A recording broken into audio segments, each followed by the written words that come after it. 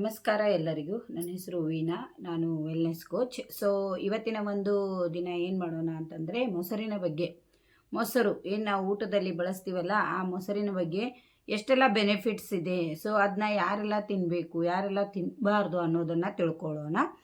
ಇನ್ನೂವರೆಗೂ ಯಾರೆಲ್ಲ ನನ್ನ ಚಾನೆಲ್ನ ಸಬ್ಸ್ಕ್ರೈಬ್ ಮಾಡ್ಕೊಂಡಿಲ್ಲ, ಬೇಗ ಬೇಗ ಸಬ್ಸ್ಕ್ರೈಬ್ ಮಾಡ್ಕೊಳ್ಳಿ ಅಂತ ಹೇಳ್ತೀನಿ. ತುಂಬ ಜನರಿಗೆ ಚಾನೆಲ್ನ ಶೇರ್ ಮಾಡಿ ಅಂತಲೂ ಹೇಳ್ತೀನಿ.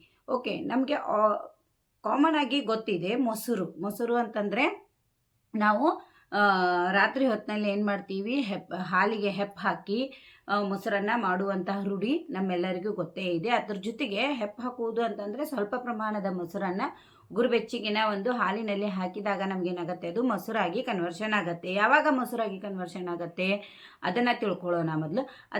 ಹಾಲಿನಲ್ಲಿರುವಂತಹ ಲ್ಯಾಕ್ಟೋಸನ್ನು ಯಾವಾಗ ಲ್ಯಾಕ್ಟೋಸನ್ನು ಲ್ಯಾಕ್ಟಿಕ್ ಆ್ಯಸಿಡ್ ಆಗಿ ಕನ್ವರ್ಷನ್ ಮಾಡುತ್ತೆ, ಆಗ ಕಂಪ್ಲೀಟ್ ಮೊಸರಾಗಿ ಕನ್ವರ್ಷನ್ ಆಗುತ್ತೆ. ಸೊ ಅದರಲ್ಲಿ ಲ್ಯಾಕ್ಟೋಬೆಲಿಸಿಸ್ ಅನ್ನೋ ಬ್ಯಾಕ್ಟೀರಿಯಾ ಏನು ಮಾಡುತ್ತೆ, ಆ್ಯಕ್ಟಿವ್ ಆಗಿ ನಮಗೆ ಕಂಪ್ಲೀಟ್ ಪ್ರೋಬಯೋಟಿಕ್ ಅನ್ನೋ ರೀತಿಯಲ್ಲಿ ಈ ಮೊಸರು ನಮಗೆ ಸಿಗತ್ತೆ. ಸೊ ನಾವು ನೋಡ್ಬೋದು, ಯಾವಾಗೆಲ್ಲ ನಮಗೆ ತುಂಬ ಇಷ್ಟವಾದ ಆಹಾರ ಅಂತಂದರೆ ಒಂದು ತಟ್ಟೆಯಲ್ಲಿ ತುಂಬ ಇಷ್ಟವಾದದ್ದು ಅಂತಂದರೆ ಮೊಸರು ಅಂತಾನೆ ಹಿಡಿಬಹುದು. ಯಾಕಂದರೆ ನಾವು ಒಂದು ಊಟ ಆದ ನಂತರ ಪ್ರತಿಯೊಬ್ಬರು ಏನು ಮಾಡ್ತಾರೆ, ಒಂದು ಪಚನ ಕ್ರಿಯೆ ಸರಿಯಾಗಿ ಆಗಿರಲಿ ಅಂತ ಹಿರಿಯರು ಹೇಳೋದೊಂದು ಕಾರಣ. ಅದಕ್ಕೆ ಸ್ವಲ್ಪ ಅನ್ನಕ್ಕೆ ಸ್ವಲ್ಪ ಮೊಸರವನ್ನು ಬೆರೆಸಿ ಮೊಸರನ್ನು ಮಾಡಿಕೊಂಡು ಊಟದ ನಂತರ ತಿಂತಾರೆ. ಕಾರಣ ಏನು ಅಂತಂದರೆ ನಮ್ಮ ಒಂದು ಪಚನ ಕ್ರಿಯೆ ತುಂಬ ಚೆನ್ನಾಗಾಗಿರಲಿ, ಜೊತೆಗೆ ಅದರಲ್ಲಿರುವಂತಹ ಎಲ್ಲ ಪ್ರೋಬಯೋಟಿಕ್ಸು ನಮ್ಮ ಒಂದು ಹೊಟ್ಟೆಯಲ್ಲಿರುವಂತಹ ಕೆಟ್ಟ ಬ್ಯಾಕ್ಟೀರಿಯಾಗಳನ್ನು ಕಡಿಮೆ ಮಾಡಿ ಒಂದು ಗುಡ್ ಬ್ಯಾಕ್ಟೀರಿಯಾಗಳನ್ನು ಜಾಸ್ತಿ ಮಾಡಲಿ ಅನ್ನೋದು ಒಂದು ಕಾರಣ ಇರುತ್ತೆ. ಸೊ ಇದನ್ನು ಗಮನಿಸ್ತಾ ನಾವು ಮೊಸರಿನಿಂದ ಯಾವೆಲ್ಲ ಬೆನಿಫಿಟ್ಸ್ ನಮಗೆ ಆಗತ್ತೆ, ಜೊತೆಗೆ ಮೊಸರು ನಮಗೆ ಎಷ್ಟೆಲ್ಲ ವಿಟಮಿನ್ ಮಿನರಲ್ಸನ್ನು ಕೊಡುತ್ತೆ, ಇದನ್ನು ಯಾರೆಲ್ಲ ತಗೋಬಹುದು ಅನ್ನೋದನ್ನು ಕಂಪ್ಲೀಟ್ ವಿಡಿಯೋಲ್ಲಿ ತಿಳಿಸ್ಕೊಡ್ತೀನಿ. ಓಕೆ, ಮೊಸರು ಯಾವ ರೀತಿ ಆಗತ್ತೆ ಅನ್ನೋದನ್ನು ತಿಳ್ಕೊಂಡ್ರೆ ಈಗ ಇನ್ನು ಮೊಸರಿನಲ್ಲಿರುವಂತಹ ವಿಟಮಿನ್ ಆ್ಯಂಡ್ ಮಿನರಲ್ಸ್ಗಳನ್ನು ತಿಳ್ಕೊಂಡ. ಮೊಸರು ರಿಚ್ ಇನ್ ಪ್ರೋಟೀನ್ ಅಂತ ಹೇಳ್ತೀವಿ. ಯಾರೆಲ್ಲ ಡಯಟ್ ಫಾಲೋ ಮಾಡ್ತಿರ್ತಾರೆ, ಜೊತೆಗೆ ವೆಯ್ಟ್ ಲಾಸ್ ಅಲ್ಲಿ ಇರ್ತಾರೆ, ಅವರಿಗೆ ಕಾಮನ್ ಆಗಿ ಎಲ್ಲರೂ ಕೋಚಸ್ ಏನು ಹೇಳ್ತಾರೆ, ಅವರಿಗೆ ಮೊಸರನ್ನು ಡೈಲಿ ನಿಮ್ಮ ಫುಡ್ಡಲ್ಲಿ ನಿಮ್ಮ ತಟ್ಟೆಯಲ್ಲಿ ಆ್ಯಡ್ ಮಾಡ್ಕೊಳ್ಳಿ, ಅದರಿಂದ ಪ್ರೋಬಯೋಟಿಕ್ ಜಾಸ್ತಿ ಸಿಗುತ್ತೆ, ಪ್ರೋಟೀನ್ ಪ್ರಮಾಣ ಕೂಡ ತುಂಬ ಚೆನ್ನಾಗಿರುತ್ತೆ ಅದರಲ್ಲಿ ಅನ್ನೋದನ್ನು ತಿಳಿಸಿರ್ತಾರೆ. ಸೊ ನಮ್ಮ ಪ್ರತಿದಿನದ ಒಂದು ಊಟದಲ್ಲಿ ಮೊಸರನ್ನು ಆ್ಯಡ್ ಮಾಡ್ಕೊಳ್ಳೋದು ತುಂಬ ಇಂಪಾರ್ಟೆಂಟ್ ಆಗಿದೆ ನಮ್ಮ ಒಂದು ಗಟ್ ಹೆಲ್ತಿಗೆ ಅಂತ ಹೇಳ್ತೀವಿ. ನೆಕ್ಸ್ಟ್ ಬಂದುಬಿಟ್ಟು ಅದರಲ್ಲಿ B12 ಪ್ರಮಾಣ ತುಂಬ ಜಾಸ್ತಿ ಇರೋದ್ರಿಂದ ನಮಗೆ ಬಾಯಿಗೆ ಆಗಿರ್ಬೋದು, ಅಥವಾ ಸ್ಕಿನ್ ಅಲರ್ಜಿಸ್ ಯಾವುದಾದ್ರೂ ಇದ್ದರೆ, ಇಲ್ಲ ಅಂತಂದರೆ ಹೊಟ್ಟೆ ಸಂಬಂಧಿತದಂಥ ಪ್ರಾಬ್ಲಮ್ಸ್ ಯಾವುದಾದ್ರೂ ಇದ್ದರೆ ಅಂತಂದರೆ ಹೊಟ್ಟೆ ಉಬ್ಬರ ಬರೋದಾಗಿರ್ಬೋದು, ಆ್ಯಸಿಡಿಟಿ ಬರೋದಾಗಿರ್ಬೋದು, ತುಂಬ ಸ್ಪೈಸಿ ತಿಂದಾಗ ನಮಗೇನಾಗುತ್ತೆ ಆ್ಯಸಿಡಿಟಿ ಬರೋ ಚಾನ್ಸಸ್ ಇರುತ್ತೆ. ಈ ರೀತಿ ಎಲ್ಲ ಇರುವಂತಹ ಸಮಯದಲ್ಲಿ ನಮಗೇನಾಗುತ್ತೆ, ಮೊಸರಿನಲ್ಲಿರುವಂತಹ ಈ B12 ವಿಟಮಿನ್ ತುಂಬ ಸಪೋರ್ಟಿವ್ ಆಗಿರುತ್ತೆ. ಸೊ ಇದರಿಂದ ನಮಗೇನಾಗುತ್ತೆ, ತುಂಬ ಚೆನ್ನಾಗಿ ಡೈಜೆಸ್ಟ್ ಆಗುವಂಥ ಒಂದು ಅಂಶನೂ ಸಿಗುತ್ತೆ, ಜೊತೆಗೆ ನಿಮ್ಮ ಸ್ಕಿನ್ ಹೆಲ್ತ್ ತುಂಬ ಚೆನ್ನಾಗಾಗತ್ತೆ. ತುಂಬ ಬೇಗನೆ ಯಾರಿಗೆಲ್ಲ ಹೀಟಿನ ಪ್ರಾಬ್ಲಮ್ ಇರುತ್ತೆ ಅದು ಕೂಡ ಅಂಡರ್ ಕಂಟ್ರೋಲ್ ಬರುವಂಥ ಚಾನ್ಸಸ್ ಇರುತ್ತೆ ಇದರಲ್ಲಿ. ಆದ್ದರಿಂದ ಇದು ಒಂದಾಯಿತು. ಇನ್ನು ಸೆಕೆಂಡು B2, ಇದು ವಿಟಮಿನ್ಸ್ ತುಂಬ ಜಾಸ್ತಿ ಇದೆ ಇದರಲ್ಲಿ. ತುಂಬ ಜಾಸ್ತಿ ಅಂದ್ರೂ ಕಂಟೆಂಟ್ ಅನುಸಾರವಾಗಿಯೇ ಇದೆ. ಇದಕ್ಕೆ ನಾವು ರೆಫೋಸನ್ ವಿಟಮಿನ್ ಅಂತ ಕೂಡ ಹೇಳ್ತೀವಿ. ಸೊ B2 ವಿಟಮಿನ್ ಏನಿದೆ, ಈ ವಿಟಮಿನ್ ನಮಗೆ ಕಣ್ಣಿನ ಹೆಲ್ತಿಗೆ ತುಂಬ ಸಪೋರ್ಟಿವ್ ಆಗಿದೆ. ಒಂದು ಹೊಟ್ಟೆಯ ಆ್ಯಸಿಡಿಕ್ ಪ್ರಮಾಣವನ್ನು ಸರಿಯಾಗಿ ಇಟ್ಕೊಳ್ಳಿಕ್ಕೆ, ಆ್ಯಸಿಡಿಕ್ pH ಅನ್ನು ಸರಿಯಾಗಿ ಇಟ್ಕೊಳ್ಳಿಕ್ಕೆ ತುಂಬ ಸಹಾಯ ಮಾಡುತ್ತೆ ಇದು. ಜೊತೆಗೆ ಪಚನ ಕ್ರಿಯೆಯನ್ನು ತುಂಬ ಸುಲಭವಾಗಿ ಮಾಡಿಕೊಡುತ್ತೆ. ಆದ್ದರಿಂದ B2 ಪ್ರಮಾಣ ಕೂಡ ಇದರಲ್ಲಿ ಜಾಸ್ತಿ ಇದೆ.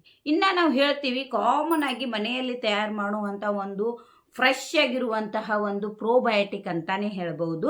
ಸೊ ಮೊಸರಿನ ಒಂದು ಆ್ಯಸಿಡಿಕ್ ಅಥವಾ ಲ್ಯಾಕ್ಟಿಕ್ ಆ್ಯಸಿಡ್ ಪ್ರಮಾಣ ಹೆಚ್ಚು ಕಡಿಮೆ ಆಗ್ಬೋದು, ಅದು ವಾತಾವರಣದ ಪ್ರಮಾಣದ ಮೂಲಕ. ಯಾವಾಗ ಕಾಮನ್ ಆಗಿ ಕೋಲ್ಡ್ ಇರುತ್ತೆ ಆಗ ಮೊಸರು ತುಂಬ ಸ್ವೀಟ್ ಆಗಿರುತ್ತೆ, ಜೊತೆಗೆ ಅದು ಟೇಸ್ಟಿಯಾಗಿರುತ್ತೆ ಅಂತ ಹೇಳ್ಬೋದು. ಬಿಸಿಲಿನ ಪ್ರಮಾಣ ಹೆಚ್ಚಾದಾಗ ಮೊಸರು ಏನಾಗುತ್ತೆ, ಹುಳಿ ಆಗುತ್ತೆ. ಅದಕ್ಕೆ ಏನು ಕಾರಣ ಇದೆ, ಕಾಮನ್ ಆಗಿ ಬಿಸಿಲು ಜಾಸ್ತಿ ಇದೆ ಅದಕ್ಕೆ ಹುಳಿ ಆಗಿದೆ ಅಂತ ಹೇಳ್ತಾರೆ. ಬಟ್ ಅದಕ್ಕೆ ಕಾರಣ ಇರೋದು ಅದರಲ್ಲಿರುವಂಥ ಲ್ಯಾಕ್ಟಿಕ್ ಆ್ಯಸಿಡ್ನ ಪ್ರಮಾಣ ಜಾಸ್ತಿ ಆಗೋದು. ಯಾವುದೋ ಒಂದು ಮೊಸರು ಹುಳಿಯಾಗಿದೆ ಅಂತ ಹೇಳ್ತೀವಿ, ಅದರಲ್ಲಿ ಲ್ಯಾಕ್ಟಿಕ್ ಆ್ಯಸಿಡ್ನ ಪ್ರಮಾಣ ಏನಾಗಿರುತ್ತೆ, ಜಾಸ್ತಿ ಆಗಿರುತ್ತೆ. ಸೊ ಕೆಲವೊಬ್ರು ಏನು ಹೇಳ್ತಾರೆ, ಮೊಸರು ತಿನ್ನೋದ್ರಿಂದ ನಮಗೆ ಎದೆ ತುಂಬಿದಾಗ ಆಗತ್ತೆ, ಕಫ್ ಜಾಸ್ತಿ ಬರುತ್ತೆ, ಜೊತೆಗೆ ನಮಗೆ ಅಸಿಡಿಟಿ ಪ್ರಾಬ್ಲಮ್ ಸ್ಟಾರ್ಟ್ ಆಗುತ್ತೆ. ಸೊ ಯಾವುದೇ ಒಂದು ಸಂಶೋಧನೆಯ ಮೂಲಕ ಇದು ಪ್ರೂವ್ ಆಗಿಲ್ಲ ಇದೇ ರೀತಿ ಆಗತ್ತೆ ಮೊಸರು ತಿನ್ನೋದ್ರಿಂದ ಅಂತ. ಆದ್ರೇನು ಕೆಲವೊಬ್ರು ದೇಹಗಳು ರಿಯಾಕ್ಟ್ ಆ ರೀತಿ ಮಾಡೋದ್ರಿಂದ ಅದೇ ಜನಾರೂಢಿ ಆಗಿಬಿಟ್ಟು ಈ ಸಮಯದಲ್ಲಿ ಮೊಸರು ತಿಂದರೆ ಹೀಗಾಗತ್ತೆ, ಇದನ್ನ ತಿಂದ ನಂತರ ಮೊಸರು ತಿಂದರೆ ಹೀಗಾಗತ್ತೆ ಅನ್ನೋ ಒಂದು ಜನರೂಢಿಯಲ್ಲಿ ಉಳ್ಕೊಂಡ್ಬಿಟ್ಟಿದೆ ಅಷ್ಟೇ. ಅದನ್ನ ಬಿಟ್ಟರೆ ಮೊಸರು ಒಂದು ಒಳ್ಳೆ ಪ್ರೋಬಯೋಟಿಕ್ ಆಗಿರೋದ್ರಿಂದ ಅದು ನಮ್ಮ ಒಂದು ಹೊಟ್ಟೆಯ ಹೆಲ್ತ್ಗೆ ತುಂಬ ಅಂದರೆ ತುಂಬ ಸಹಾಯ ಮಾಡುತ್ತೆ. ಜೊತೆಗೆ ನಮ್ಮ ಒಂದು ಪಚನ ಶಕ್ತಿಯನ್ನು ಜಾಸ್ತಿ ಮಾಡೋಕ್ಕೂ ಇದು ಸಹಾಯ ಮಾಡುತ್ತೆ. ನಾವು ಮೊಸರಿನಲ್ಲಿ ಏನು ಮಾಡಬೇಕು, ಯಾರಿಗೆಲ್ಲ ಈಗ ಆಫ್ಟರ್ 40 ಆದ ಕೂಡಲೇ ಏನಾಗುತ್ತೆ, ಎಲ್ಲ ವುಮೆನ್ಸಿಗೂ ಪೀರಿಯಡ್ ಸ್ಟಾಪ್ ಆಗ್ಬೋದು ಅಥವಾ ಮೆನ್ಸಸ್ ಚೇಂಜಸ್ ಆಗೋ ಚಾನ್ಸಸ್ ಇರುತ್ತೆ. ಸೊ ಡೈಲಿ ಮಂತ್ಲಿ ಮೆನ್ಸಸ್ ಆಗೋರಿಗೂ ಕೂಡ ಏನಾಗಿರುತ್ತೆ, ಇದರಲ್ಲಿ ಫಾಸ್ಫರಸ್ ಮತ್ತು ಕ್ಯಾಲ್ಸಿಯಂ ಲೆವೆಲ್ ಜಾಸ್ತಿ ಇರೋದ್ರಿಂದ ಮೊಸರು ನಿಮ್ಮದೇ ಬೋನ್ ಹೆಲ್ತ್ಗೆ ತುಂಬ ಚೆನ್ನಾಗಾಗತ್ತೆ ವುಮೆನ್ಸಿಗೆ. ಅದ್ರ ಜೊತೆಗೆ ಯಾರಿಗೆಲ್ಲ ಈ ಮೊಸರದ ಒಂದು ಕಾನ್ಸೆಪ್ಟ್ ಇದೆ ರಾತ್ರಿ ಹೊತ್ತು ತಿನ್ನಬಾರ್ದು ಅಂತ, ಅದೇನೂ ಇಲ್ಲ. ಅದರಲ್ಲಿ ಲ್ಯಾಕ್ಟಿಕ್ ಆ್ಯಸಿಡ್ ಜಾಸ್ತಿ ಪ್ರಮಾಣದಲ್ಲಿ ಫ್ರೆಶ್ ಆಗಿರುವಂಥ ಮೊಸರು ಇದ್ದರೆ ರಾತ್ರಿ ಹೊತ್ತು ನಾವೇನು ಮಾಡ್ಬೋದು, ಅದನ್ನು ತಿನ್ಬಹುದು. ಈಗ ನಾವೇನು ಹೇಳ್ತೀವಿ, ಫರ್ಮೆಂಟ್ ಆಗಿರುವಂತಹ ಫುಡ್ಡಲ್ಲಿ ಒಂದು ಒಳ್ಳೆ ಬ್ಯಾಕ್ಟೀರಿಯಾಸ್ ಇರುತ್ತೆ, ಗುಡ್ ಬ್ಯಾಕ್ಟೀರಿಯಾಸ್ ಅಂತ ಹೇಳ್ತೀವಿ. ನಮ್ಮ ಗಟ್ ಹೆಲ್ತ್ಗೆ ತುಂಬ ಅಂದರೆ ತುಂಬ ಇಂಪಾರ್ಟೆಂಟು. ನಮ್ಮ ಹೊಟ್ಟೆಯ ಒಂದು ಚಯಾಪಚಯ ಕ್ರಿಯೆಯನ್ನು ಕಂಪ್ಲೀಟಾಗಿ ಮೇಂಟೈನ್ ಮಾಡ್ತಾ ಇರೋದು ಯಾವುದು ಅಂತಂದರೆ ಗುಡ್ ಬ್ಯಾಕ್ಟೀರಿಯಾಸ್. ಸೊ ಅದೇ ಇರೋದು ನಮ್ಮ ಮೊಸರಿನಲ್ಲಿ, ಅದಕ್ಕೆ ಪ್ರೋಬಯೋಟಿಕ್ಸ್ ಅಂತ ಹೇಳ್ತೀವಿ. ಸೊ ಯಾವಾಗ ನಮ್ಮ ಒಂದು ಗಟ್ ಹೆಲ್ತ್ನಲ್ಲಿ ಬ್ಯಾಡ್ ಬ್ಯಾಕ್ಟೀರಿಯಾಸ್ ಜಾಸ್ತಿ ಆಗುತ್ತೋ ಅದೇ ಸಮಯದಲ್ಲಿ ಡೈರಿಯಾ ಪ್ರಾಬ್ಲಮ್ ಸ್ಟಾರ್ಟ್ ಆಗುತ್ತೆ. ಜೊತೆಗೆ ನಮಗೆ ಗಟ್ ಹೆಲ್ತ್ ಪ್ರಾಬ್ಲಮ್ಮು, ಜೊತೆಗೆ ಪೈಲ್ಸ್ ಪ್ರಾಬ್ಲಮ್ ಆಗೋ ಚಾನ್ಸಸ್ ಇರುತ್ತೆ. ಮತ್ತು ನಮ್ಮದು ಹೊಟ್ಟೆ ಪದೇ ಪದೇ ಬ್ಲೋಟಿಂಗ್ ಬರೋದು, ಆ್ಯಸಿಡ್ ರಿಲೀಸ್ ಆಗೋದು, ಈ ಸಮಸ್ಯೆಗಳೆಲ್ಲ ಬರ್ತಾ ಇರುತ್ತೆ. ಸೊ ಇದನ್ನು ಕಾಮನ್ ಆಗಿ ನಾವು ಕಂಟ್ರೋಲ್ ಮಾಡ್ಕೊಳ್ಳೋದು ಯಾವುದರಿಂದ ಅಂತಂದರೆ, ನಾವು ಕಾಮನ್ ಆಗಿ ಹೇಳ್ತೀವಿ ಯಾವಾಗಲಾದರೂ ಹೊಟ್ಟೆ ಕೆಟ್ಟಾಗ ನೀವು 4 ದಿನ ಮೊಸರನ್ನ ಊಟ ಮಾಡಿ ನಿಮಗೆ ಸರಿ ಹೋಗುತ್ತೆ, ಕಂಟಿನ್ಯೂಯಸ್ ಆಗಿ ಮೊಸರನ್ನ ತಿನ್ನಿ, ಅದರಿಂದ ನಿಮ್ಮ ಹೊಟ್ಟೆನೂ ಸರಿಯಾಗತ್ತೆ, ಹೆಲ್ತು ಚೆನ್ನಾಗಾಗತ್ತೆ ಅಂತೆಲ್ಲ ಹೇಳ್ತಾರೆ. ಸೊ ಅದು ನಿಜ. ಯಾಕಂದರೆ ಮೊಸರಿನಲ್ಲಿ ಅಷ್ಟು ಹೈ ಲೆವೆಲಲ್ಲಿ ಪ್ರೋಬಯೋಟಿಕ್ಸ್ ಇರುತ್ತೆ, ಗುಡ್ ಬ್ಯಾಕ್ಟೀರಿಯಾಸ್ ಇರುತ್ತೆ. ಅದು ನಮ್ಮ ಗಟ್ ಹೆಲ್ತನ್ನು ಏನು ಮಾಡುತ್ತೆ, ತುಂಬ ಚೆನ್ನಾಗಿ ಮಾಡುತ್ತೆ. ಸೊ ಇದು ಮೇನ್ಲಿ ಅಂತಂದರೆ ನಮಗೆ ಮೊಸರಿನಿಂದ ಆಗುವಂತಹ ಕೆಲವೊಂದು ಉಪಯೋಗಗಳು. ಅದರಲ್ಲೂ ಮೊಸರಿನ ಇಂಪಾರ್ಟೆನ್ಸ್ ಎಷ್ಟಿದೆ ಅಂತಂದರೆ, ಒಂದು ಊಟದಲ್ಲಿ ಹೈಲಿ ಪ್ರೋಬಯೋಟಿಕ್ ಇರೋದ್ರಿಂದ, ಅದರಲ್ಲಿ ಗುಡ್ ಬ್ಯಾಕ್ಟೀರಿಯಾಸ್ ಇರೋದ್ರಿಂದ, ಲ್ಯಾಕ್ಟಿಕ್ ಆ್ಯಸಿಡ್ಸ್ ರಿಲೀಸ್ ಆಗಿರುವಂತಹ ಒಂದು ಫುಡ್ ಆಗಿರೋದ್ರಿಂದ ಅದು ನಮ್ಮ ಕಂಪ್ಲೀಟ್ ಗಟ್ ಹೆಲ್ತ್ ಅಂದರೆ ಹೊಟ್ಟೆಯ ಒಂದು ಆರೋಗ್ಯವನ್ನು ಕಾಪಾಡಿಕೊಳ್ಳಿಕ್ಕೆ ತುಂಬ ಸಹಾಯ ಮಾಡುತ್ತೆ.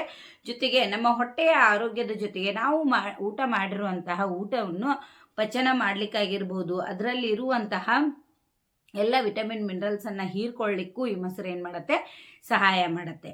ಇನ್ನು ಡಿ ವಿಟಮಿನ್ ಕೂಡ ಇದೆ. ಸನ್ಲೈಟ್ನಲ್ಲಿ ಸಿಗುವಂತಕ್ಕಿಂತನೂ ಹೆಚ್ಚಿಗೆ ಅಂತ ಹೇಳೋಕ್ಕಾಗಲ್ಲ, ಅದರ minimum level of D vitamin ಕೂಡ ಇದರಲ್ಲಿ ನಮಗೆ ಸಿಗತ್ತೆ. ಸೊ ಇದನ್ನು ನೀವು ಗಮನಿಸಬಹುದು. ಇನ್ನು ಮೊಸರನ್ನು ಯಾರೆಲ್ಲ ಅವಾಯ್ಡ್ ಮಾಡಬೇಕು, ಕಾಮನ್ ಆಗಿ ಎಲ್ಲರೂ ಈ ಮೊಸರನ್ನು ಯೂಸ್ ಮಾಡಲೇಬೇಕು. ಇನ್ನು ಯಾರೆಲ್ಲ ಇದರಿಂದ ಸ್ವಲ್ಪ ದೂರ ಇರಬೇಕು ಅಂತ ಹೇಳೋದನ್ನು ಈ ನೆಕ್ಸ್ಟ್ ತಿಳ್ಕೊಳ್ಳೋಣ.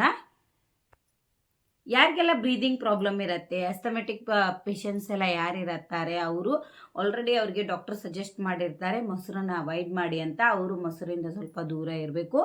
ಅಂದ್ಬಿಟ್ರೆ ಯಾರಿಗೆಲ್ಲ ಅಸಿಡಿಟಿ ಜಾಸ್ತಿ ಹೈ ಲೆವೆಲಲ್ಲಿ ಇರುತ್ತೆ ಅವರು ಏನು ಮಾಡಬೇಕಾಗತ್ತೆ, ಅವರಿಗೆ ಡಾಕ್ಟರ್ ಆಲ್ರೆಡಿ ಸಜೆಸ್ಟ್ ಮಾಡಿಬಿಟ್ಟಿರ್ತಾರೆ ಅವರು. ಇನ್ನು ಕೆಲವೊಬ್ಬರಿಗೆ ಮಿಲ್ಕ್ ಪ್ರಾಡಕ್ಟ್ ಅವಾಯ್ಡ್ ಇರುತ್ತೆ ಅಂತಂದರೆ ಲ್ಯಾಕ್ಟೋಸ್ನಿಂದ ಅವರಿಗೆ ಅಲರ್ಜಿ ಇರುತ್ತೆ. ಸೊ ಅಂಥವರು ಏನು ಮಾಡಬೇಕಾಗತ್ತೆ, ಮೊಸರಿನಿಂದ. ಕೆಲವೊಬ್ಬರಿಗೆ ಲ್ಯಾಕ್ಟೋಸ್ನಿಂದ ಅಲರ್ಜಿ ಅಂತಂದರೆ ಹಾಲಿನಿಂದ ಅಷ್ಟೇ ಅಲರ್ಜಿ ಇರುತ್ತೆ, ಮೊಸರಿನಿಂದ ಯಾವುದೇ ಅಲರ್ಜಿ ಇರೋದಿಲ್ಲ. ಬಟ್ ಹಾಲಿನಿಂದ ನನಗೆ ಅಲರ್ಜಿ ಆಗ್ತಾ ಇದೆ ಅಂತ ಮೊಸರನ್ನು ಯಾವಾಗಲೂ ಅವರು ತಿಂದಿರಲ್ಲ. ಟ್ರೈ ಮಾಡಿ ನೋಡಬಹುದು ಮೊಸರನ್ನು ಕೂಡ ನೀವು, ಅದರಿಂದ ನಿಮಗೆ ತುಂಬ ಒಳ್ಳೆ ಬೆನಿಫಿಟ್ಸ್ ಎಲ್ಲ ಸಿಗುತ್ತೆ. ಇನ್ನಿದ್ರಿಂದ ಹಾರ್ಟ್ ಹೆಲ್ತ್ ಕೂಡ ತುಂಬ ಚೆನ್ನಾಗಿ ಉಳಿಯುತ್ತೆ.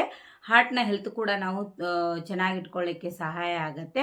ಇನ್ನಿದ್ರಲ್ಲಿ ಒಮೆಗಾ 3 ಕಂಟೆಂಟ್ ಕೂಡ ಇದೆ, ಅದನ್ನು ಕೂಡ ನಿಮ್ಮ ಕಂಪ್ಲೀಟ್ ಸ್ಕಿನ್ ಹೆಲ್ತ್ ಆಗಿರಬಹುದು, ನಿಮ್ಮ ಬೋನ್ ಹೆಲ್ತ್ ಆಗಿರ್ಬೋದು, ಜೊತೆಗೆ ನಿಮ್ಮ ಗಟ್ ಹೆಲ್ತ್ ಆಗಿರ್ಬೋದು, ಎಲ್ಲದಕ್ಕೂ ಇದೇನಾಗುತ್ತೆ, ಸಪೋರ್ಟಿವ್ ಆಗಿರುತ್ತೆ. ಸೊ ಇಷ್ಟೆಲ್ಲ ಒಂದು ಮೊಸರಿನ ಉಪಯೋಗಗಳನ್ನು ನಾವು ಇವತ್ತು ತಿಳ್ಕೊಂಡಿದ್ದೀವಿ.